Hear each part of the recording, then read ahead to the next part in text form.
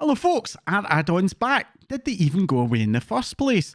Well, if you follow as many World of Warcraft news sources as I do, you might well be starting to ask yourself that very question. Now, I've seen some takes in the last few days that range from confused misunderstanding to being outright misleading, but I don't actually blame the sources, as the last couple of Midnight beta builds have come with some rather lengthy lists of changes to the game's add-on APIs that on the surface could very easily create the impression that the World of Warcraft dev team are rolling back their stance on add-ons, with talk of whitelisting spells and relaxing other restrictions. Planned changes include promises to whitelist things such as skywriting abilities, battle reses, and also a couple of combat skills, including the new Devourer Demon Hunter's soul fragments.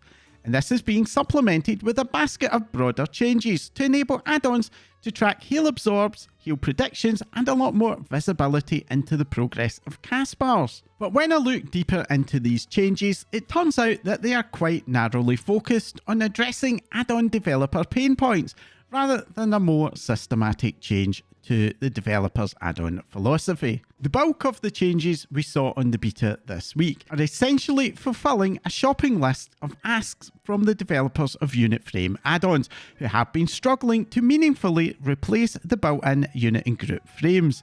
Those of you who have been following the add-on lockdown will no doubt be aware that one of the biggest remaining areas of concerns for the WoW community is group frames, particularly for healers, as the broad consensus of healers testing on the beta is that the built-in group frames, even after Blizzard's updates, just really aren't great for them. And the next raft of changes that are coming likely in the new year are for cast bars, and are intended to address some ongoing issues for add-on creators who have been struggling to work with providing cosmetic reskinning of empowered spells such as those used by evokers. I think that the overall goal of these changes is just to deliver on the promises that add-on developers will be able to continue to fully visually customize a user interface. While unit and group frame add-on developers have been able to reskin the frames for some time, this has come with a massive loss of functionality,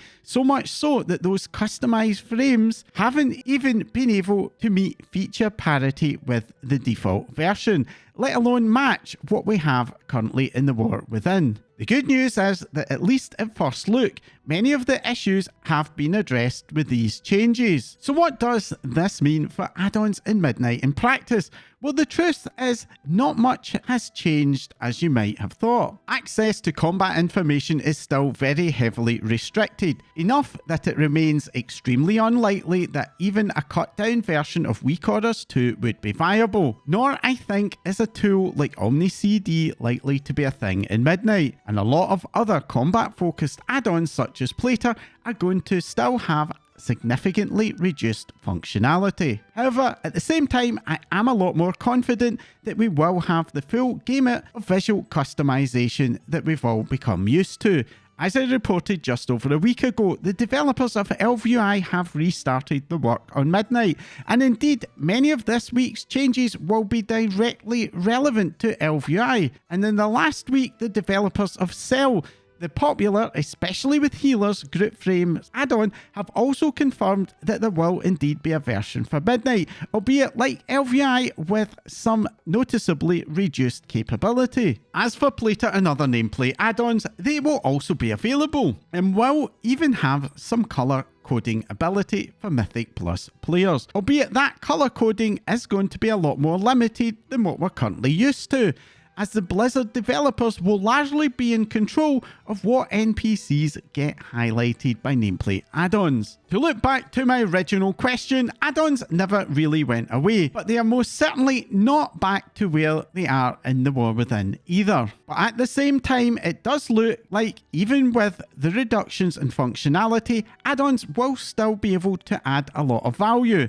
be it reducing the visual overload of some elements of the default user interface, or adding missing features such as highlighting of casters and lieutenant adds in Mythic Plus. So if you're not a fan of the default user interface, don't worry, excluding weak orders and group cooldown tracking, you are going to still have access to most of what you're used to today. Now, if you've been wondering when these changes are going to kick in, the answer is January the 2nd for North America or January the 21st for Europe, as this week Blizzard have confirmed that that will be the launch day for the Midnight Prepatch. If you're new to how a World of Warcraft expansion rollout works, around a month to 6 weeks before the expansion launch proper, the World of Warcraft developers release a prepatch, which contains the major systems and class changes for the expansion. This gives us an opportunity to get used to them before getting into all the new content. And of course, it also gives the developers a chance to mop up any bugs that could otherwise spoil the big day. The Midnight Prepatch will see the add-on lockdown kick in, and this will likely also mean that we'll see add-on developers releasing all of their updates to adjust to the new reality. This will be accompanied with the introduction of a bunch of new built-in user interface updates, including damage meters, a boss timeline and alerts, updated nameplates and raid frame customization, along with tweaks and improvements to the built-in cooldown manager. Now, for new features, we're getting a fully revamped transmog system where instead of applying appearances to individual gear items, we'll now apply it to our character slots. Transmog will still have a gold cost to apply the appearance, but once you get a gear upgrade, that appearance will automatically be applied for free as soon as you equip the new item, meaning that transmog costs will effectively now become a one-off charge. We'll also have the ability to create multiple appearance sets, and after that one-off cost to set them up, we'll be able to switch between them for free, and we'll also be able to set up automatic switching, allowing our characters to change the look based on where they are. For fans of Demon Hunters, there's a new specialization, Devourer, which uses void magic instead of Fel to power its abilities. This will be a highly mobile mid-range specialization and is bolstered with a new hero talent tree, Annihilator, which it will share with Vengeance. For other classes, there are also major ability reworks with refresh rotations and significant talent updates. But one of the first things that you are going to notice in logging into the pre-patch is going to be some massive drops in your character's item level and health pools thanks to a stat squish. The squish will reduce character item levels along with associated stats and of course health and DPS output, with the current maximum item level of 730 dropping down to only 170. To put that in context, my Protection Paladin's health pool is dropping from nearly 40 million down to around 600 to 700,000. As with previous stat squishes, this will also be applied to enemy NPC scaling, with the dev team's goal being that our power relative to the content we're playing really not changing at all.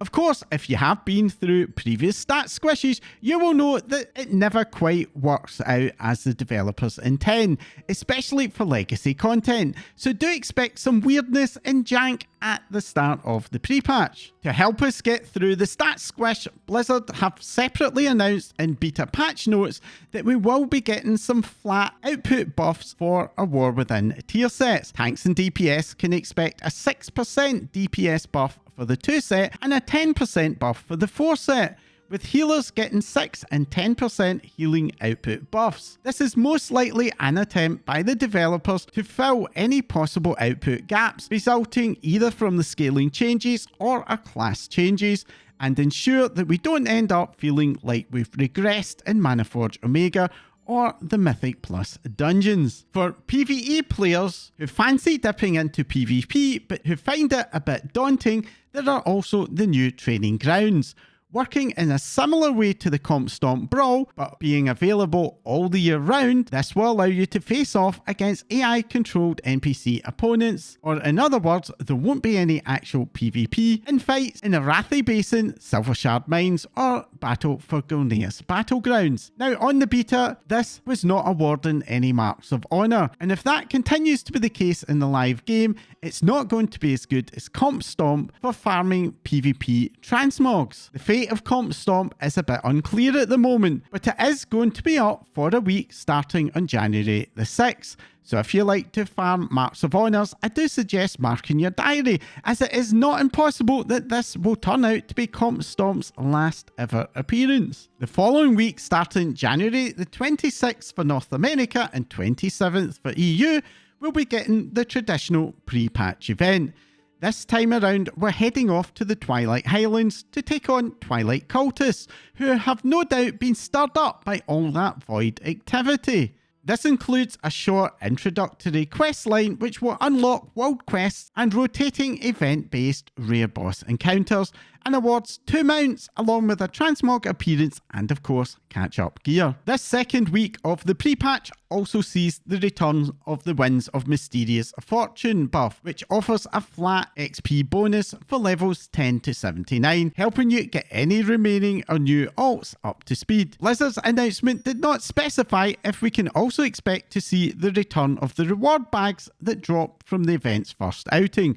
But if we do, these awarded XP buff potions, Warbound 30 slot bags, and useful power buffs. The announcement also did not provide any end date, but I would imagine that it will be ending with the launch of Midnight proper on March the 2nd. Over on the Test Realms, data mining does suggest that the pre-patch event will be ending 6 hours before the expansion is scheduled to launch. There is currently no word on when the War Within exclusive rewards will be going away. That usually does come in a separate follow-up post from Blizzard. But in previous expansions, the cutoff for the seasonal titles has usually been 10 PM the day before the pre-patch launches, with the majority of other rewards, such as the Ahead of the Curve and Mythic Raid mounts, remaining obtainable right through until the expansion releases. The 12.0.0 pre-patch is now live on the PTR, and it is open to all players. So if you want to drop in and do some preparatory work on your Midnight add-ons and user interface, you do have that option. And I'll put a link to a guide on how to get started with the PTR down below. Looking beyond the pre-patch to the Midnight expansion overall, and this week we also got a preview of the much anticipated Elvish style housing exterior options. For Horde players, it's going to be the Silvermoon themed Blood Elves. And I have to say that this is absolutely gorgeous, offering for Horde players a major upgrade in terms of available exterior customizations. And for the Alliance, it's going to be Night Elves, which is utilising the updated Night Elf styling that was introduced on Belemeth. This styling is very different to the traditional Night Elf architecture of open-sided pavilions that we're used to from vanilla. But I think it probably does make a lot more sense for the player housing system, as I'm not really sure how being able to see inside a World of Warcraft player house from the outside would even work. Overall, I think that the Horde have got the better end of the deal customization wise this time around.